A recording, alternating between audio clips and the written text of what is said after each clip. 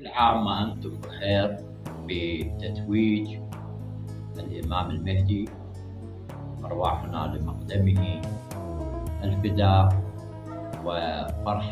مناسبة فرحة الزهراء فاطمة صلوات الله وسلامه عليها. الحقيقة هواي الشباب يوصلنا نبين كتاب أسرار الصلاة للسيد الخميني رحمة الله عليه، والكتاب الثاني الآداب المعنوية للصلاة أيضا للسيد الخميني، وأكو دورة فقهية للشهيد محمد صادق الصدر رضوان الله عليه، أيضا هم يبحث عنها عن الأحكام الأخلاقية والمستحبات في الفقه. يعني هاي رادلها وقت، رادلها أكثر من 100 حلقة، وهذين 3 كتب اللي ذكرناها يعني رادلها، يعني رادلك أقل شيء دورات 10 سنوات، دورات فلسفية، دورات تعرف المنطق، تعرف الأصول، الفلسفة، المصطلحات العرفانية. يلا أنهم ربما توصل وربما ما توصل للشيء اللي هم ذاكرينه وكاتبينه، وتتصور أنه مولانا المسألة هي الحقيقة. يعني مرات أنا أحكي عن نفسي، الصلاة اللي نصليها جوفاء ما بها أي روح وأي معنى، يعني دائما مستعجلين، والصلاة نصلي كأنما هي إسقاط واجب لا غير. ما نعرف شنو معناها، شو روحانيتها، شو صورها، شو مقدماتها، شو شروطها. هي الصلاة هي صلة الإنسان بخالقه. أنا يعني أحاول أنه أختصر هاي 3 مجلدات، 3 كتب اللي ذكرناهن، يعني أحاول أنه ألملم المواضيع وأختصرها يعني لكم بعدة حلقات. يعني بعض الكتب مثل أسرار الصلاة هاي للخواص، للناس اللي يعني الله موفق خواص. الآداب المعنوية احنا من كتاب للسيد الخميني علما لعوام الناس، يعني حاله وحاله. يعني هاي الدورة الفقهية فقه الأخلاق بشهيد محمد صادق الصدر، يعني هاي هم أيضا رادلها بعد 5 سنوات.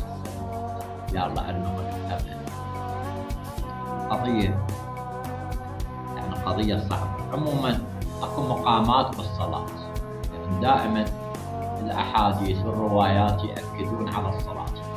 النبي صلى الله عليه وآله وسلم قال الصلاة معراج المؤمن.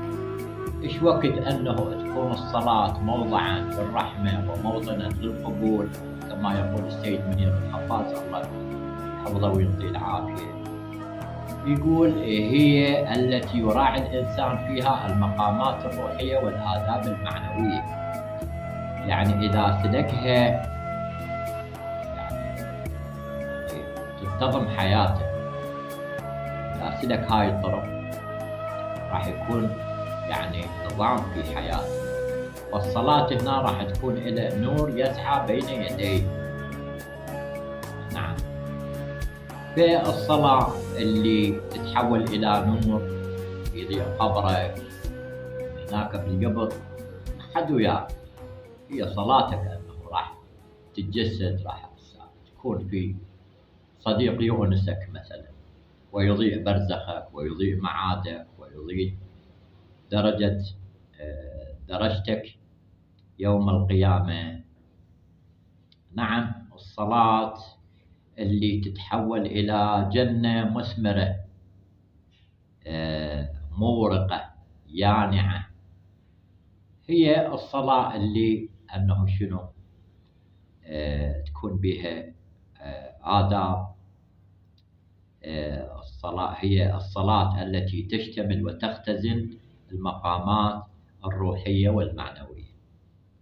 أكو عدة مقامات، يعني الصلاة لا تتصور أنه مثل ما ذكرت لك يعني صلاة جوفاء، يعني ما أدري، يعني نستحي من رب العالمين من نصلي هاي الصلاة تشوفوها بعيونكم.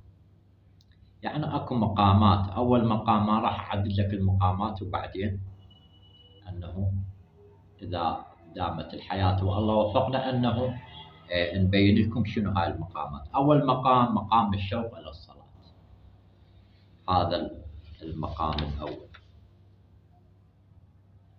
المقام الثاني مقام الإجلال، يعني بعد. المقام الثالث مقام استشعار العظمة. المقام الرابع مقام التسبيح والتحميد. المقام الخامس مقام القنوت. المقام السابع مقام الركوع.